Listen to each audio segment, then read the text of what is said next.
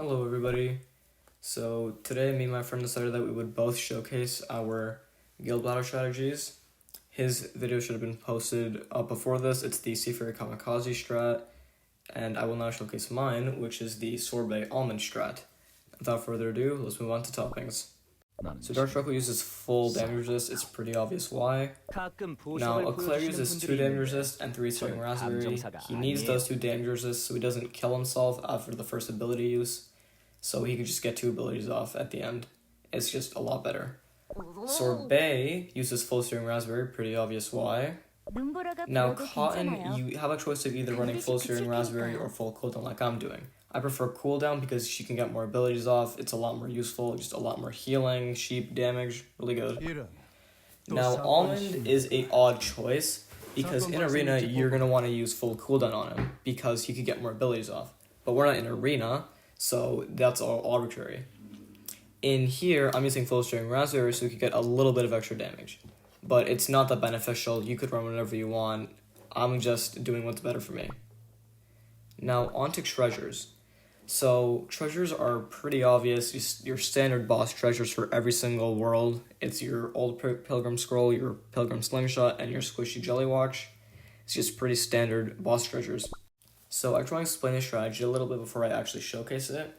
So, it's pretty reliant on the synergy between Sorbet and Almond, because the summoned creatures that the dragon has act like a damage totem, and because Almond's damage link is uninterruptible, and Sorbet's ability is kind of in a straight line, it just maximizes the amount of damage that's done to the dragon. And without further ado, let's showcase it. Now, I've seen in some videos that they use Cotton's ability early here before the dragon starts, but I find that it does less damage if that happens, but whatever works for you, whatever maximizes your damage in this battle.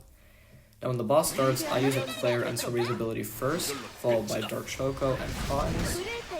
Then after this, you just wait for your abilities to come off cooldown. But what you want to do is you want to save your Almond, Eclair, and Sorbet's abilities for last. So use your Dark Choco and Cotton, and then use your Eclair followed by Almond, and then activate your Slingshot and use Sorbet's ability right before the meteors hit you. If everything goes according to plan, Sorbet should survive the initial blast, dodging it completely and only be hit by the fireballs afterwards, or the firewall afterwards. Then after this, you just use all your abilities. You could pretty much just leave it on auto if you feel like it, but I just like taking control of it manually because I feel a lot more confident that way. Now this part is pretty arbitrary because if your Sorbet manages to live this, like mine didn't, then you can do a lot more extra damage, but mine wasn't able to survive this.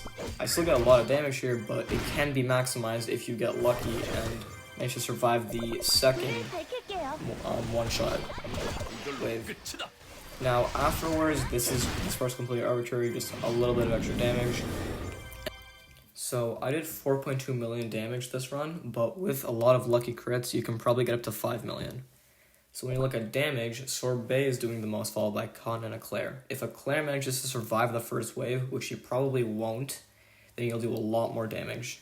But this is a pretty high level dragon, for me at least, so he only survived the first wave. Now the other stats aren't that important, you don't really need to worry about them. You only need to worry about your total damage. Now this strategy works a lot better with a higher level Sorbet and Cotton, but that's how I do my guild battles. So, I hope you guys have a fantastic day, and good luck on your future battles.